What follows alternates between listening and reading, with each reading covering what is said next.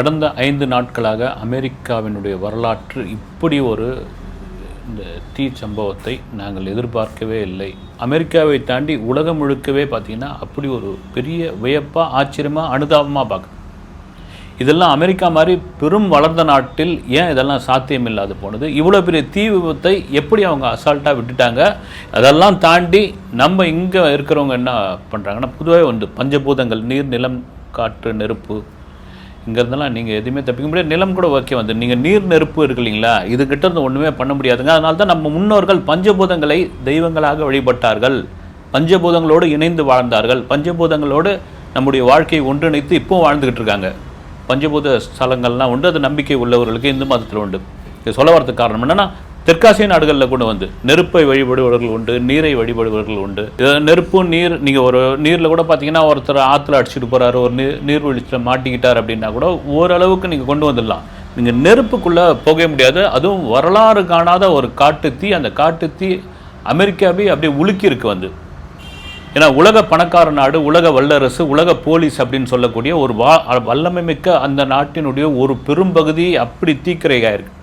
இதில் 5 நாளாக அந்த சம்பவம், 5 நாளாக என்ன நடக்குது அப்படின்ட்டு பார்த்துட்டு பிறகு நேற்றுலாம் பார்த்துட்டு எனக்கு ரொம்ப மனசு நமக்கே பதறுது. காரணம் என்னென்னா, எங்கேயுமே அது நடக்கக்கூடாது. அது ஒரு மிகப்பெரிய கொடுமையான ஒரு விஷயம். இயற்கையினுடைய சீற்றத்திலிருந்து நம்ம எப்போவுமே தப்பிக்கவே முடியாது. ஒரு பூகம்பம் அந்த பூகம்பத்தினுடைய விளைவு என்னென்னு அது அந்த பூகம்பம் முடிந்த பிறகு தான் தெரியும்.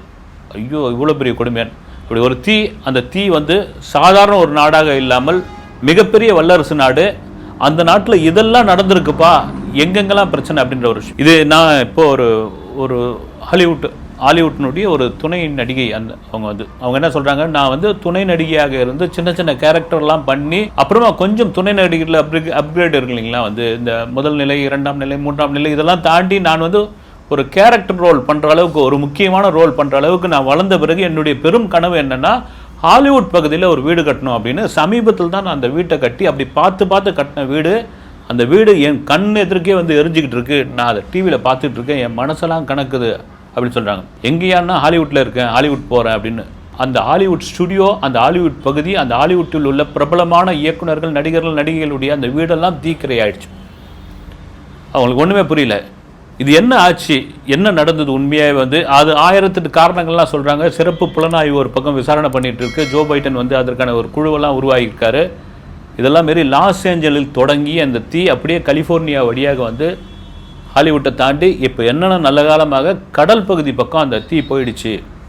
அந்த தீ கண்டி அப்படி திரும்பி இருந்ததுன்னா அமெரிக்காவினுடைய பெரும்பகுதியை தீக்கிரையாக இருக்கும். தீயை ஒன்றுமே கட்டுப்படுத்த முடியாது. எதை சொல்லுவாங்க, நெருப்பு ஒன்றுமே பண்ண முடியாதுன்னு ஒரு கட்டத்துக்கு அப்புறம் போயிடுச்சுன்னா நீங்கள் தப்பிச்சு போகிற வழி தான் பார்க்கணும் அப்படின்னு. அதுதான் அந்த பகுதி உள்ள மக்கள்லாம் பார்த்துக்கிட்டு இருக்காங்க. இது எங்கே தவறு நடந்தது? மனித தவறா, இயற்கை தவறா, திட்டமிட்ட செயலா, சதி செயலா அப்படின்ற மாதிரியான விசாரணைகள் இருக்கும்போது அங்கே இருக்கிற ஊடகங்கள் ஒவ்வொரு விஷயமா எழுதிக்கிட்டே இருக்கிறாங்க. ஊடகங்கள் சும்மா இருக்க முடியாது. இன்றைக்கி சோஷியல் மீடியாக்களில் பல விஷயங்கள் வருது. அரசு சொல்கிற விஷயம் என்னென்னா, கடந்த 8 மாதங்களாக அந்த பகுதியில், அந்த லாஸ் ஏஞ்சலில் தொடங்கி அப்படியே கலிஃபோர்னியாவிலிருந்து அந்த ஹாலிவுட் பகுதி வரைக்கும் 8 மாதம் மழையே கிடையாது. ரொம்ப ட்ரை, குடிக்கிறதுக்கே தண்ணி ரொம்ப பெரும் தட்டுப்பாடு. இந்த ட்ரையில் என்ன ஆகிப்போச்சு, ஒவ்வொரு வீட்டு முன்னாடி இந்த புல்லுலாம் வளர்ப்பாங்க. நீங்கள் நம்ம ஊர் மாதிரி ரொம்ப இடுக்கிடுக்கான இதெல்லாம் கிடையாது. ஒரு வீடு அங்கே இருக்கும், ஒரு வீடு இங்கே இருக்கும். அவங்க அந்த தோட்டத்தை பராமரிக்கணும், அந்த தோட்டத்தை சுத்தம் பண்ணணும். இந்த லெவலுக்கு மேலே செடி வளர்ந்துருக்கக்கூடாது. அப்புறம் பனி காலத்தில் இவங்க வீட்டு முன்னாடி இவ்வளோ பனி இருக்கக்கூடாது, சுத்தம் பண்ணி வைக்கணும். காரை ஒரு ஒழுங்காக வச்சுருக்கணும். எனக்கு தெரிஞ்ச நண்பர் ஒருத்தர் அவருடைய மகன் ஆஸ்திரேலியாவில் இருக்காருன்ட்டு எல்லாம் ஃபேமிலியோடு போயிருந்தாங்க ஒரு லீவுக்காக. அவர் எங்கேயோ பிரிஸ்பேனில் போயிருந்தாங்க. அந்த தம்பி மெல்பர்னுக்கு ஏதோ வேலை விஷயமாக போயிருந்தப்போ இவங்க போயிருக்காங்க. போயிட்டு என்ன பண்ணியிருக்காங்க, துணியெல்லாம் நைட்டு துவைச்சி போட்டு வெளியே கொடி கட்டி காய போட்டுக்கிறாங்க பொழுது. பக்கத்து வீட்டுக்காரன் போலீஸ்க்கு அடித்து சொல்லிட்டான் பொழுது. அப்படி சைரன் வச்சு நீங்கள்லாம் துணியெல்லாம் வெளியே காய வைக்கக்கூடாது, உள்ளே எத்தனை ட்ரை வாஷில் போட்டு தூக்கி உள்ளே போடுங்க நிற்கிறான். அவன் போகிறப்ப சொல்லிட்டு போனானா, இந்த இந்தியாக்காரனும் சைனாக்காரனுக்கும் இதே வேலையாக போச்சு. வர வேண்டியது துணி துவைக்க வேண்டியது வெளியே தூக்கி போடுறது. அது அந்த நாட்டோட ரூல்ஸ். அதே போல் தான் அமெரிக்காவில் இப்போ என்ன ஆயிடுச்சு, மலைமலையாக அந்த காஞ்ச புல்லுகள் இருக்கு இல்லைங்களா, அந்த புல்லில் ஏற்பட்ட ஒரு தீ தான், ஒரு சின்ன பொறி தான் இது இப்படி பரவிடுச்சு. அந்த தீ கூட எப்படி உருவாச்சு அப்படின்னா, அங்கே நிறைய மின்சார கம்பங்கள் நமக்கு இங்கே பெருநகரங்கள்லாம் தரை வழியாக பூமிக்கு அடியில் மின்சார ஒயர்கள் இருக்குது. மற்ற பகுதிகளெலாம் வந்து ஊர்லாம் பார்த்தீங்கன்னா லைட் கம்பம் தான் வந்து கம்பத்துக்கு மேலே தான் வந்து மின்சார ஒயர்கள். அப்படி கம்பத்துக்கு மேலே போகிற மின்சார ஒயர் அருந்து விழுந்து அதில் ஏற்பட்ட ஒரு சின்ன தீப்பொறி தான் இதற்கான காரணம் அப்படி இங்கே ஒரு பக்கம். சில புலனாய்வு பத்திரிகைகள், சில புலனாய்வு ஊடகங்கள் என்ன சொல்கிறாங்கன்னா 2028 ஹைடெக் ஸ்மார்ட் சிட்டியாக லாஸ் ஏஞ்சலை மாற்றணும்னு ஒரு முடிவோடு இருக்காங்க. அதற்கு வந்து பெரிய பெரிய பில்டர்ஸ், பெரிய முதலீட்டாளர்கள் அவ்வளோ தொகை வந்து டாலரில் கொட்டியிருக்காங்க. பல வெளிநாடுகளில் இருப்பவர்கள்லாம் முதலீடு பண்ணியிருக்காங்க. அந்த ஹைடெக் சிட்டியாக லாஸ் ஏஞ்சலை மாற்றுவதற்காக இது திட்டமிட்ட சதி அப்படின்னு ஒரு ஆதாரமற்ற ஒரு குற்றச்சாட்டை உள்ளே வச்சுருக்காங்க. இதெல்லாம் தாண்டி ஓகேங்க, இவ்வளோ தூரம் தீ பிடிச்சது, இந்த அளவுக்கு வந்து போயிட்டுருக்கு, உலகத்துக்கே பாடம் எடுக்கிற அமெரிக்கா என்ன பண்ணிகிட்டு இருக்குது, அவ்வளோ நவீன வசதிகள்லாம் இருக்குது, அவ்வளோ நவீன கருவிகள்லாம் இருக்குது. நம்ம ஊரில் தீ பிடிச்சிக்கிச்சுன்னா என்ன பண்ணுறது, வந்து அக்கம் பக்கத்தில் இருக்கிறவங்க பக்கெட்டில் எடுத்துகிட்டு வந்து தண்ணியை வாளி எடுத்துகிட்டு வந்து ஊற்றி, அப்புறம் குளம் குட்டை இருந்ததுன்னு வச்சுங்க, அங்கேருந்து தூக்கின்னு வந்து ஊற்றி கீற்றி அணைச்சிடுவாங்க. தீயணைப்பு வண்டி வாரத்துக்குள்ளே ஏறக்குறைய முக்கால்வாசி முடிச்சிடுவாங்க. ஆனால் அங்கே அப்படி கிடையாது, நொடிக்கு போதும் வந்து நீங்கள் இந்த சூறை காற்று தான் இந்த தீக்கான ஒரு பெரும் பிரச்சனையாக மாறி இருக்குது. இந்த காற்று அடிக்கலைன்னா காற்றும் நெருப்பும் சேர்ந்தால் என்ன ஆகும், வந்து பற்றிக்கிட்டு பிச்சுக்கிட்டு போகும். அது அப்படி லாஸ் ஏஞ்சலில் ஒரு குறிப்பிட்ட அளவு தொடங்கின இந்த தீயை வந்து ஈஸியாக நம்ம கட்டுப்படுத்திடலாம், அணைச்சிடலாம் அப்படின்னு முடிவு பண்ணி கடல் நீரெல்லாம் கொண்டு வந்து அவங்க இறச்சிருக்காங்க, ஹெலிகாப்டர் கொண்டு வந்து போட்டிருக்காங்க. ஆனால் எதிர்பாராத விதமாக 120-130 கிலோமீட்டரில் அடித்த காற்று வந்து தீயை இன்னும் பலமாக இருக்குது. ஹெலிகாப்டர் ஒரு கட்டத்துக்கு அப்புறம் காற்றுக்கு மேலே பறக்க முடியாது, பறக்கவே முடியாது. அதுவும் புகை மண்டலத்துக்கு மேலே நீங்கள் எந்த வானூர்தியும் வந்து போக முடியாது, நிற்க முடியாது. அதுதான் எங்களுக்கு பெரிய ப்ராப்ளம் ஆகிடுச்சு. ஒரு கட்டத்தில் அரை நாள் அந்த தண்ணி ஊற்ற முடியல எங்களால், வந்து அந்த ஃபயர் என்ஜின் மூலியமாக அதை தெரிக்க முடியல. நீங்கள் வண்டி மூலிமா எவ்வளோதான் அடிக்க முடியும் வந்து. அது நீங்கள் அங்கே வந்து மக்கள் தொகை குறைவு, நிலப்பரப்பு அதிகம், அந்த நிலப்பரப்பு பெரும் காடுகளை சூழ்ந்த ஒரு பகுதி வந்து. அப்போ என்ன ஆயிடுச்சு, தீ மலை பற்ற ஆரம்பித்தோடனே ஒன்றுமே எங்களால் முடியல. கிட்டத்தட்ட 4 லட்சம் பேர் தன்னுடைய வீட்டை இழந்திருக்கிறாங்க. இதில் முக்கியமான ஒரு விஷயம் என்னென்னா 3 லட்சம் பேருக்கு கரண்ட்டே கிடையாது. இப்போ நம்ம இந்தியாவில் கரண்ட் இல்லாத கிராமங்கள்லாம் எவ்வளோ இருக்குது, மின்சாரத்தை பார்க்காத ஊரில் எவ்வளோ இருக்குது வந்து, போக்குவரத்து வசதி இல்லாத ஊர்லாம் எவ்வளோ இருக்குது வந்து. நீங்கள் தேர்தல் சமயத்தில் பார்த்தீங்கன்னா அந்த தேர்தல் இயந்திர பொட்டியெல்லாம் கோவேறு கழுது மாதிரி அந்த கழுதை மேலே ஏற்றிக்கிட்டு அந்த பகுதிக்கு போவாங்க. எலெக்ஷனுக்கு அப்புறம் தான் போவாங்க போல அந்த ஊருக்கு வந்து ஓட்டு போடணுன்றதுக்காக வந்து. மின்சாரத்தை பார்க்காத ஊர்லாம் இருக்காங்க. ஆனால் மின்சாரமே தட்டுப்பாடு, மின்சாரமே நிற்காதுங்க, இங்கே வந்து கரண்ட்டு கட்டே கிடையாது அப்படின்ற ஒரு நகரத்தில், ஒரு மாபெரும் ஒரு நாட்டில் 3 லட்சம் பேர் கரண்ட் இல்லாமல் காடா விளக்கில் இருக்கிறான்னா எவ்வளோ பெரிய விஷயம் வந்து. இயற்கைக்கு முன்னாடி நீ வந்து வளர்ந்தவன் வளராதவன், நான் உலக போலீஸு, நான் எல்லாரும் ஆட்டி படைக்கிறோம், அதெல்லாம் ஒன்றும் கிடையாது, எனக்கு எல்லாரும் ஒன்று தான், அடிச்சு தூள் கலப்புனா போயிட்டே இருப்பேன்.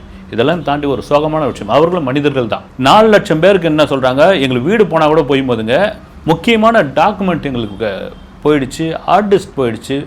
குறிப்பாக வந்து நிறைய பேர் நாங்கள் வந்து பிழைக்க வந்திருக்கிறோம், இங்கே எங்களுடைய பாஸ்போர்ட் அத்தனை காலி ஆகிடுச்சுன்னு. அதை கூட திரும்ப பெற்றுடலாம், ஆனால் திரும்ப பெறுறது பெரிய கஷ்டம். இங்கே சென்னையில் இந்த ஒரு 2015 மழை வெள்ளம் வந்தது இல்லைங்களா, அடித்து இந்த சவுத் சென்னையே அடித்து நொறுக்கிட்டு போயிடுச்சு. அது பல பேருடைய சர்டிஃபிகேட் காணாமல் போயிடுச்சு, தண்ணியில் போயிடுச்சு வந்து. அதெல்லாம் மீட்டு வாங்கிறதுக்கான ஈஸியாக வாங்கிடலான்னு சொன்னாங்க. ஆனால் நமக்கு தெரிஞ்சவங்களாம் அது வாங்குறதுக்கு எவ்வளோ பாடுபட்டாங்க தெரியுங்களா. வருமான சான்றிதழ், ஜாதி சான்றிதழ், கல்வி சான்றிதழ், இதெல்லாம் வாங்குறதுக்குள்ள பெரும்பாடாகி போச்சு. இந்த தீக்கு இன்னும் பெரிய முக்கியமான காரணம், இந்த தீ இவ்வளோ பரவுவதற்கான காரணம், இவ்வளோ வீடுகள் இரையானதற்கு காரணம் நீங்களாம் கேள்விப்பட்டிருக்கீங்க. அமெரிக்காவில் வந்து நிறைய வீடுகள் வந்து வுட்டில் கட்டப்பட்டது, மரத்தினால் கட்டப்பட்டது. அங்கே காங்கிரீட் வந்து பெரிய சிரமமான வேலை, காங்கிரீட் வந்து அதிக செலவு. நம்ம ஊரில் தான் வந்து இறக்குடா ஒரு 2 லோடு செங்கலை, அட்ரா ஒரு 2 லோடு மணலை ஏற்றுறா அப்படின்னு சொல்லி சிமெண்ட்டுகளும் உலகம் முழுக்க எனக்கு பெரும்பாலும் ஜப்பானில் தான் இது மாதிரி அட்டையில் கட்டுற வீடுகள் இருக்குது. அந்த அட்டையில் கட்டின மாதிரி கிடையாது, ஏன்னா அங்கே பூகம்பம் வந்து நொடிப்பொழுது எந்த நேரத்தில் வேணாலும் வரலாம். அப்போ அதுக்கேற்ற மாதிரி அந்த குடியிருப்பை வந்து மாற்றிருக்கான். பூகம்பம் வந்தால் கூட உயிர் சேதம் வராத அளவுக்கு அந்த குடியிருப்பை மாற்றிருக்காங்க. இங்கே அமெரிக்காவில் என்னென்னா எங்களுக்கு காங்கிரீட் பெரிய விஷயங்கன்னு, அதனால் வுட்டு தான். அப்படி மரத்தால் கட்டப்பட்ட, மரப்பலகைகளால் செய்யப்பட்ட அந்த மாளிகைகள் மொத்தம் தீ என்ன பண்ணோம் வந்து சாதாரணமாக இருந்தாலே மொத்தத்தையும் அடித்து காலி பண்ணிடுச்சோம். நாங்கள் அதுவும் வந்து குறிப்பாக அந்த லாஸ் ஏஞ்சல், அதை தாண்டி கலிஃபோர்னியாவில் இருந்தவர்கள் எல்லாம் சாமானிய மக்கள் கிடையாது, பெரும்பான்மையான ஆட்கள் எல்லாம் வந்து கோட்டீஸ்வரர்கள், மில்லினர்கள், தொழிலதிபர்கள், அவங்களாம் ரோட்டுக்கு வந்து நின்றுட்டாங்க. வந்து J J J J J கட்டிக்கிட்டு எரியுது, அந்த தீயை ஒன்றுமே பண்ண முடியல. ஒரு கட்டத்துக்கு அப்புறம் வந்து வீடுகளை இழந்தவர்கள் நிர்கதியாக வெளியே வந்து நின்றுட்டாங்க. நீங்கள் என்ன தான் சொத்துப்பட்டு இருக்கட்டும், என்ன தான் இது இருக்கட்டும், ஒன்றுமே பண்ண முடியல. இதில் முக்கியமான இன்னொரு விஷயம் என்னென்னா, அந்த பகுதியில் பொதுவாக அமெரிக்காவில் பார்த்தீங்கன்னா ரோட்டுக்கு ரோடு வந்து இந்த தீ அணைப்புக்கான ஒரு குழாய் மாதிரி ஒன்று இருக்கும். நீங்கள் படங்கள்லாம் கூட பார்த்துருக்கலாம். வந்து இந்த 4 பக்கமும் அந்த ஒரு போட்டு நீங்கள் அதில் தண்ணீர் இருக்கும். திடீர்னு அந்த பகுதியில் தீ ஏற்பட்டுச்சுன்னா வச்சுங்க, அந்த பைப்பு போட்டு நீங்கள் அதை அணைச்சிக்கலாம், ஓப்பன் பண்ணி விட்டிங்கன்னா. இல்லை ஆரம்பத்தில் இல்லைன்னா இதில் தண்ணி வந்துட்டு இருந்திருக்கு, இடையில தான் அந்த தண்ணி நின்று போயிருக்கு. அந்த தண்ணி நின்று போனதுக்கான காரணம் அரசாங்கம் சொல்கிறது என்னென்னா, 8 மாதமாக மழை இல்லைங்க, மழை இருந்தாலும் தண்ணி கொடுக்கணும். அதுவும் ரைட் தான். வந்து நீங்கள் நம்ம ஊருங்களில் தண்ணி இல்லைன்னா தண்ணி லாரியோடைய அந்த வருகையை வச்சா நம்ம கண்டுபிடிச்சிடலாம் தண்ணி தட்டுப்பாடு எந்த அளவு இருக்குன்னு. ஜேன்னு தண்ணி லாரி போச்சுன்னா ரைட்டு, இந்த வருஷம் தண்ணி அவ்வளோ தட்டுப்பாடுன்னு நமக்கு தெரிய ஆரம்பிச்சிடும். அது மாதிரி தான் அந்த பதிலை சொல்லியிருக்காங்க. இதெல்லாம் மீறி முக்கியமான ஒரு விஷயம் என்னென்னா, இந்த ஹாலிவுட்டில் இருக்காங்கள்ல பெரும் நட்சத்திரங்கள், அவருடைய பெரும்பான்மையான வீடுகள்லாம் காலி அப்படின்ற ஒரு விஷயம் தான் அங்கே பெரு அதிர்ச்சி ஆகிடுச்சு. அதுக்கு இன்னொரு காரணம் ஒருத்தர் எழுதியிருக்காரு, வந்து ஒரு எக்ஸ் வலைதளத்தில் எழுதியிருக்காரு. எப்பொழுதுமே ஒரு மனிதனை வந்து மகிழ்விக்கக்கூடிய ஒரு யாருன்னா கலைஞர்கள் தான். நீங்கள் அது யாராக இருந்தாலும் சரி, ஒரு கலைக்கூத்தாடியாக இருக்கட்டும், ஒரு திரைப்பட நடிகராக இருக்கட்டும், அதனால தான் அவங்களுக்கு பெரும் மதிப்பு உண்டு. வந்து அப்படி அவங்கள வந்து மகிழ்விக்கிற, நம்மளை சந்தோஷப்படுத்துகிற, அவர்களுக்கு வீடு இல்லை, அவங்க வந்து சோகமாக வெளியே நிற்கிறாங்க. அவங்க என்ன தான் பெரிய ஆளாக இருந்தால் கூட சரி, இது எவ்வளோ பெரிய கஷ்டம் அப்படின்றாங்க. ஏறக்குறைய இந்த ஹாலிவுட் ஸ்டுடியோவே அழிஞ்சிடும் போகிறது, இதை காப்பாற்றணும் அப்படின்றாங்க. ஏன்னா அமெரிக்க வரலாற்றில் அமெரிக்காவுக்கு மிகப்பெரிய அடையாளம் வந்து ஹாலிவுட் ஸ்டுடியோ தாங்க. ஸ்டீபன் ஸ்பில்பர்கோடைய வீடெல்லாம் காலி அப்படின்ட்டாங்க. அது நல்ல வேலையாக அந்த காற்று அப்படி போயிடுச்சு அப்படின்னு. இதெல்லாம் மீறி நம்ம ஊர் நடிகை, இந்தி நடிகை, பாலிவுட் நடிகை பிரியங்கா சோப்ரா, அவங்களும் அங்கே இருந்திருக்காங்க. அவங்க ஒரு பதிவு போட்டிருக்காங்க. முதல் நாள் அந்த தீ விபத்து தெரியும், தீ வந்து பரவறது எனக்கு தெரிய ஆரம்பிச்சது. எனக்கு வந்து அலாட் பண்ணாங்க. நான் செய்தி சேனல்களை பார்த்துக்கிட்டு இருந்தேன். ஒரு கட்டத்துக்கு அப்புறம் எனக்கு பயம் வந்துருச்சு. நான் இதுக்கப்புறம் இருக்கக்கூடாதுன்னு முடிவு பண்ணி புத்திசாலித்தனமாக நான் வந்து என் ஃபேமிலியோட நியூ ஜெர்சிக்கு என்னுடைய தோழி வீட்டுக்கு வந்துட்டேன். எங்கள் வீடெல்லாம் காலி. ஆனால் பாராட்டக்கூடிய ஒரு விஷயம் என்னென்னா, நானே பார்த்தேன், கடைசி வரைக்கும் போராடினாங்க அந்த தீ அணைக்கிறதுக்கு. அந்த தீயணைப்பு வீரர்களுக்கு என்னுடைய நன்றி அப்படின்னு போட்டிருக்காங்க. அசால்ட்டாக ஒன்றும் யாரும் விடல, அதே சமயத்தில் போராடி இருக்காங்க. நான் வந்து சேஃப்டியாக இங்கே வந்து இறங்கிட்டேன் அப்படின்னாக்க உயிர் சேதம் பெருமளவில் நடந்திருக்கு. அந்த உயிர் சேதம் என்னன்னு இது வரைக்கும் கணக்கெடுக்க முடியல. இதில் இன்னொரு காரணம் என்னென்னா, ட்ரம்ப் ஜெயிச்சிட்டாரு, ஜோ பைடன் தான் இப்போதைக்கு வரைக்கும் அதிபராக இருக்கார். ட்ரம்ப் இன்னும் ஒரு 20 நாளில் பதவி ஏற்றுக்கொள்ள போகிறார். அந்த ஜோ பைடன் பண்ண ஒரு அசால்ட்டு தான் இதுக்கு காரணம்னு அசால்ட்டாக ஒரு குற்றச்சாட்டு வைக்கிறாங்க. இது எந்த அளவுக்கு இதில் உண்மை இருக்குன்னு ஜோ பைடன் வேறு வருத்தப்பட்டிருக்காரு. நான் தோத்துட்டதுக்காக இதை அசால்ட்டாக விட்டுற முடியுமா, நான் இப்போதைக்கு வரைக்கும் அதிபராக தான் இருக்கேன் அப்படின்னு. இன்னொரு சம்பவம் கூட நேற்று சோஷியல் மீடியாவில் வந்திருக்கு, அது பொய்ன்னு சொல்லியிருந்தாங்க. அது ஜோ பைடன் அங்கே வந்து அதை பார்வையிடுறதுக்காக அந்த தண்ணி பீச்சி அடிக்கிறாங்க இல்லைங்களா, அந்த தீயணைப்பு அந்த வீரர்கள், அந்த வண்டி, ஹெலிகாப்டர் இதெல்லாம் நடந்துகிட்டு இருக்கு இல்லைங்களா, அதெல்லாம் கிட்டத்தட்ட ஒரு 4 மணி நேரம் நிறுத்தினாங்க இவருக்காக. நம்ம ஊரில் யாருன்னா அரசியல் தலைவர்கள் வந்தால் ரோடை பிளாக் பண்ணிவிடுவாங்க இல்லைங்களா, அது மாதிரி நிறுத்திட்டாங்க. நிறுத்தினால்தான் இன்னும் தீ வேகமாக பரவ ஆரம்பிச்சது. இது எவ்வளோ பெரிய அநியாயம். ஜோ பைடன் இங்கே வந்து பார்த்து என்ன பண்ண போகிறாரு, அவர் வந்து ஆறுதல் பண்ண போகிறாரா, அங்கேருந்து ஹெலிகாப்டர்லேருந்து அவர் என்ன உணவு பொட்டலம் போட போகிறாரா, வாட்டர் பாட்டில் போட போகிறாரா அப்படின்ற அளவுக்கு கேட்டபோது இது உண்மையான தகவல் இல்லைங்க. கள நிர்வாகத்தை அவர் வந்து தெரிஞ்சுக்கிட்டாரு. அவர் வந்து அரசை முடக்கி விட்டுருக்காரு. அதோட தீயணைப்பு மீட்பு படைகளை வந்து அவர் வந்து துரிதப்படுத்தியிருக்காரு. என்ன இதுக்கான மாற்று வழி அப்படின்னு சொல்லி அதில் உள்ள அதனுடைய அதிகாரிகளோடும் அவர் ஆலோசனை பண்ணியிருக்காரு. நான் அதிபராக தான் இருக்கேன், நான் அதிபராக தோற்று போயிட்டேன், அதுக்காக வந்து என்னுடைய அமெரிக்க மக்களை நான் விட்டுட மாட்டேன் அப்படின்னு அவர் ஒரு பக்கம் சொல்லியிருக்காரு.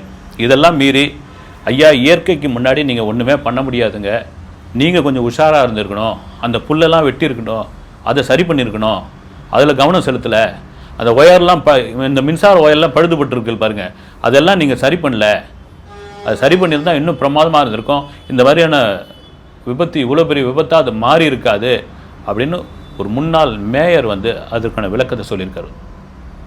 ஏன்னா இந்த இந்த அந்த பகுதியினுடைய மாகாணத்தை நீங்கள் சரியாக பார்த்து கொண்டு வேண்டும் என்றால் அந்த உள்ளாட்சியை நீங்கள் சரியாக நிர்வகிக்க வேண்டும். குறிப்பாக லாஸ் ஏஞ்சல் கலிஃபோர்னியாவுடைய இந்த உள்ளாட்சி வந்து சரியாக நிர்வகிக்கவில்லை, சரியாக செய்யலை, மக்களும் வந்து அதை அசால்ட்டாக விட்டுட்டாங்க, அதனுடைய காரணம் தான் இது அப்படின்ற அளவுக்கு அங்கே மாறி. இதெல்லாம் மீறி இந்த தீ தற்போது வரைக்கும் ஒரு ஆறுதலான செய்தியாக கடற்கரை பக்கம் திரும்பி விட்டது. நல்ல வேளை. இனி இந்த தீ வந்து ஊர் பக்கம் திரும்பாமல் கடற்கரையோடு அதனுடைய கதையை முடித்து கொள்ள வேண்டும். மக்களை எந்த உயிராக இருந்தாலும் உயிர் தானே வந்து மக்களை காப்பாற்ற வேண்டும். மக்களுடைய பீதியிலிருந்து மீண்டு அந்த லாஸ் ஏஞ்சலும் கலிஃபோர்னியாவும் ஹாலிவுட் ஸ்டுடியோ மீண்டு வர வேண்டும் என்பது இறைவனை வேண்டிக் கொள்கிறேன். நன்றி. அடுத்த வீடியோவில் சந்திக்கிறேன்.